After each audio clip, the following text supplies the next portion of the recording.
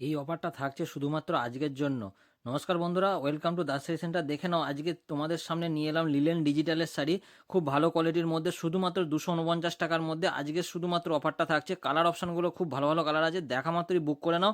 শুধু অফারটা থাকছে আজকের মধ্যে। আজকে যারা যারা বুক করবে তারাই পেয়ে যাবে এই কালেকশনটা শুধুমাত্র 249 টাকার মধ্যে। প্রত্যেকটা একদম খুব ভালো কোয়ালিটির মধ্যে আছে।